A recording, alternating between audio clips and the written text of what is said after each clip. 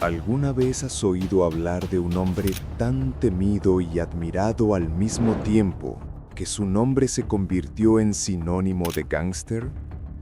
Ese hombre fue Al Capone, una de las figuras más notorias de la historia de Estados Unidos. Construyó un imperio desde las sombras de la ley seca, controlando negocios, políticos y barrios enteros a través tanto del encanto como de la violencia. Pero detrás de los mitos y las leyendas, ¿quién fue realmente Al Capone? Hoy exploraremos su historia, desde sus humildes inicios hasta convertirse en Scarface, el rey del crimen organizado en Chicago. Al Capone nació en Brooklyn, Nueva York, en 1899, hijo de inmigrantes italianos. Creció en un barrio duro, donde la pobreza y el crimen moldeaban la vida de muchos. Desde joven fue rebelde y se metía en peleas en la escuela, hasta que abandonó los estudios tras golpear a un maestro. Pero Al tenía más que fuerza bruta, también poseía inteligencia y ambición. Estas cualidades llamaron la atención de los líderes locales de pandillas, quienes vieron en el astuto adolescente un gran potencial. Sus primeros pasos en el crimen fueron pequeños, pero el destino tenía planes mayores para él. De joven, Al se unió a la temida banda Five Points, dirigida por Paul Kelly. Esta pandilla era una escuela para futuros líderes mafiosos, y fue ahí donde Al perfeccionó sus habilidades. Aprendió las reglas del bajo mundo: lealtad, respeto y, sobre todo, silencio. Durante esa época también conoció a Johnny Torrio, el hombre que cambiaría su vida para siempre. Torrio se convirtió en su mentor, enseñándole no solo a usar la violencia de forma eficaz, sino también a pensar como un empresario. Esta combinación se transformaría en el arma más poderosa de Capone. Capone obtuvo su infame apellido de Scarface tras una pelea en un bar en la que le cortaron la cara con un cuchillo. En lugar de ocultar la cicatriz, Al la convirtió en parte de su identidad, una marca que lo hacía más intimidante. También empezó a vestir con trajes a medida y joyas costosas, proyectando la imagen de un hombre tan despiadado como sofisticado. Esta dualidad, brutalidad y elegancia, fascinaba a la gente y aterraba a sus rivales. Quedaba claro que Al Capone no era un gángster cualquiera. Aspiraba a la grandeza. En 1919, Al Capone se mudó a Chicago por invitación de Johnny Torrio.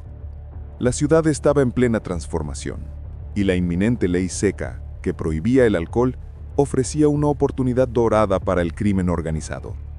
Torrio sabía que era el momento perfecto para expandirse, y Capone pronto se convirtió en su mano derecha. Juntos, crearon una enorme red de contrabando de licor, abasteciendo bares y clubes clandestinos por toda la ciudad. Era peligroso, pero increíblemente lucrativo. El dinero fluía y con él el poder. Chicago estaba a punto de conocer a su nuevo amo. Lo que hacía destacar a Capone era su capacidad de combinar violencia con estrategia. No dudaba en ordenar asesinatos de rivales, pero también construía alianzas con políticos y policías. La corrupción fue una de sus armas más efectivas, asegurando que las autoridades miraran hacia otro lado. Para la gente común, Capone no era solo un criminal. Donaba dinero, abrió comedores durante la Gran Depresión e incluso pagaba funerales. Esta paradoja de asesino y benefactor lo convirtió en alguien amado y odiado a la vez. Una leyenda urbana en vida. A mediados de los años 20, Capone se convirtió en el jefe absoluto tras la retirada de Torrio, quien sobrevivió a un intento de asesinato. Ahora, Al era el indiscutido líder de la Chicago Outfit. Controlaba el juego, la prostitución y sobre todo el contrabando de alcohol. Su imperio generaba millones y su influencia se extendía mucho más allá de Chicago. Los periódicos seguían cada uno de sus movimientos, pintándolo a veces como villano y otras como héroe popular. Pero cuanto más crecía su imperio, más enemigos ganaba, y algunos de ellos estaban dispuestos a destruirlo a cualquier precio. El momento más infame de la carrera de Capone llegó el 14 de febrero de 1929, con la masacre del día de San Valentín. Esa mañana, 7 miembros de una banda rival fueron alineados contra una pared y ejecutados por hombres disfrazados de policías. Aunque nunca se probó su participación directa, la masacre choqueó a la nación.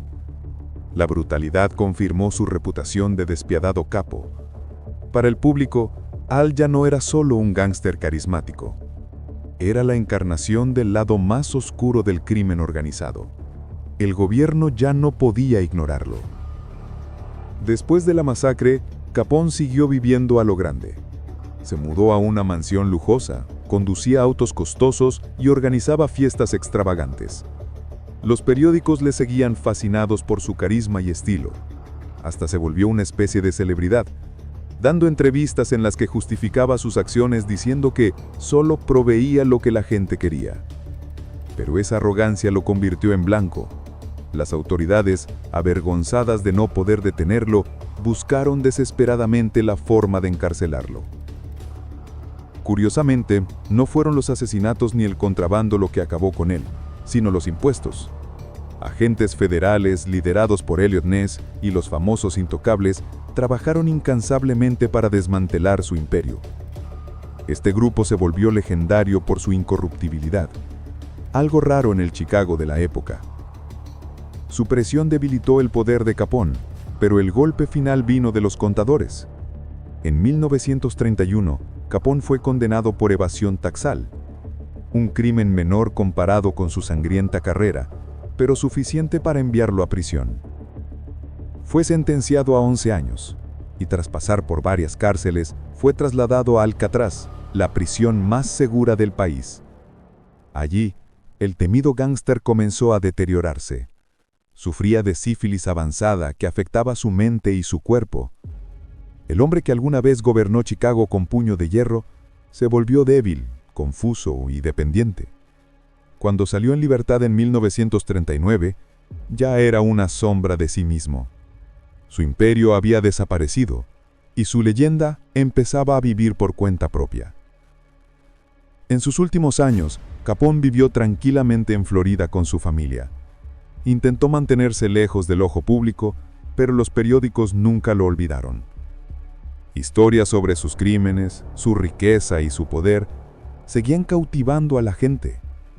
Murió en 1947 a los 48 años, dejando tras de sí no solo un legado criminal, sino también un mito que continúa inspirando libros, películas y fascinación sin fin.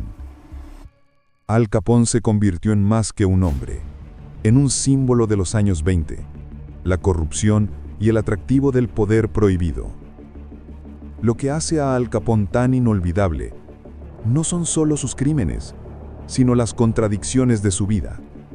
Fue un gángster brutal que derramó sangre sin titubear, pero también un benefactor de los pobres en tiempos desesperados. Fue temido y admirado, odiado y romantizado. Incluso hoy su nombre evoca imágenes de sombreros Fedora, ametralladoras Thompson y bares clandestinos llenos de humo. En muchos sentidos, Al Capone es menos historia que más leyenda. Un personaje más grande que la vida misma, cuya historia nos advierte sobre la ambición, la codicia y la peligrosa seducción del poder. La historia de Al Capone es de ambición, violencia y contradicciones. De un niño pobre en Brooklyn al gángster más temido de América, su vida fue una montaña rusa de poder y caída. Triunfó en una época en la que el crimen era negocio, y el negocio era crimen. Sin embargo, al final su imperio no cayó por las balas, sino por el silencio poder de la ley y los números. Hoy, Capone sigue siendo un símbolo de la era dorada del crimen organizado. Su nombre vive en películas, libros y cultura popular, recordándonos lo delgada que puede ser la línea entre mito y realidad. Su vida es una lección de cómo el poder basado en el miedo y la corrupción nunca puede durar para siempre. Gracias por acompañarnos en este recorrido por la vida de Al Capone, una de las figuras más infames de la historia. Si disfrutaste esta historia, asegúrate de suscribirte para más relatos fascinantes del pasado. Y cuéntanos en los comentarios, ¿crees que Al Capone fue más un villano o un incomprendido producto de su tiempo? Nos encantaría saber tu opinión.